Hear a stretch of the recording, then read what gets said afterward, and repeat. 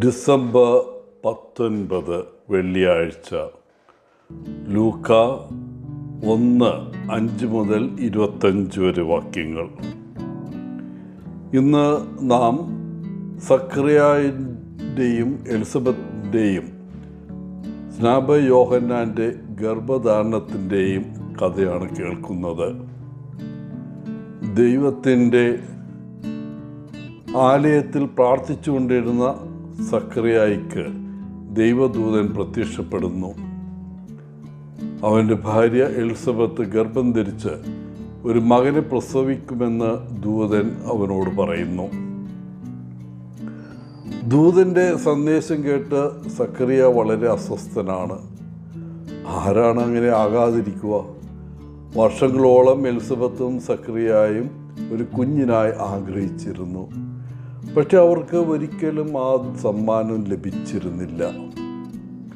എന്നാൽ ഇന്ന് അവൻ്റെ മുമ്പിൽ നിൽക്കുന്ന ദൂതൻ പറയുകയാണ്, എലിസബത്ത് വാർദ്ധക്യത്തിൽ ഗർഭം ധരിക്കുമെന്ന്.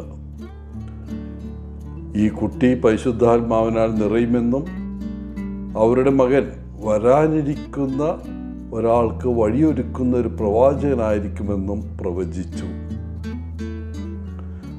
സ്വാഭാവികമായും സക്കറിയ വളരെ സംശയാലുവായിരുന്നു. ദൂതൻ്റെ സന്ദേശത്തിൽ അയാൾ സംശയിച്ചു. തനിക്കൊരു പക്ഷേ ഭ്രാന്താണെന്ന് അയാൾ കരുതിയിരിക്കാം. താനും എലിസബത്തും പ്രസവത്തിൻ്റെ വർഷങ്ങൾ പിന്നിട്ടതിനാൽ ഇതെങ്ങനെ സംഭവിക്കുമെന്ന് സക്കറിയ ദൂതനോട് ചോദിച്ചു. സക്കറിയായുടെ അവിശ്വാസവും സംശയവും ദൂതന് ഇഷ്ടപ്പെട്ടില്ല. മറുപടിയായി ദൂതൻ പ്രഖ്യാപിച്ചു, സക്കറിയ തൻ്റെ സന്ദേശം വിശ്വസിക്കാത്തതിനാൽ ഈ സംഭവങ്ങളെല്ലാം നടക്കുന്നതുവരെ സക്കറിയായിക്ക് സംസാരിക്കാൻ കഴിയില്ല.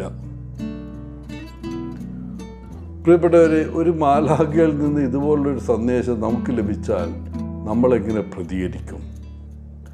മിക്കവാറും നമ്മളും വലിയ അവിശ്വാസത്തോടെ ആയിരിക്കും പ്രതികരിക്കുക. നമുക്ക് വട്ടുപിടിക്കുകയാണോ എന്ന് ചിന്തിച്ചേക്കാം.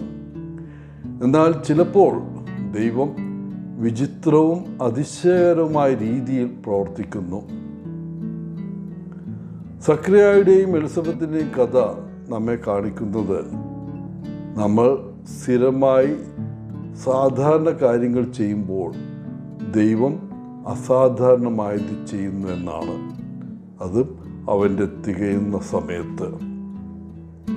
ആർക്കറിയാം, നമ്മുടെ ജീവിതത്തിൽ അത്ഭുതകരമായ പ്രവൃത്തികൾ ചെയ്യണമെന്ന് ദൈവം പ്ലാനിട്ടിരിക്കാം. നമ്മൾ ദൈവത്തെ വിശ്വസിക്കുമോ? നമ്മെ തന്നെ വിശ്വസിക്കുമോ? ദൈവത്തിൻ്റെ അഭ്യർത്ഥനയ്ക്ക് നമ്മൾ യെസ് എന്ന് പറയുമോ? ഇങ്ങനെ സംഭവിക്കാൻ നമുക്ക് ഇന്ന് സക്കറിയായോടും എലിസബത്തിനോടും പ്രാർത്ഥിക്കാം. അവർ നമ്മുടെ സഹായത്തിന് വരും.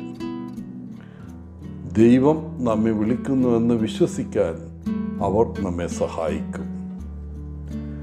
എല്ലാവർക്കും നല്ലൊരു ദിനം ആശംസിച്ചുകൊണ്ട് ഒത്തിരി സ്നേഹത്തോടെ പോളച്ചൻ CSSR ഫ്രം കേരള.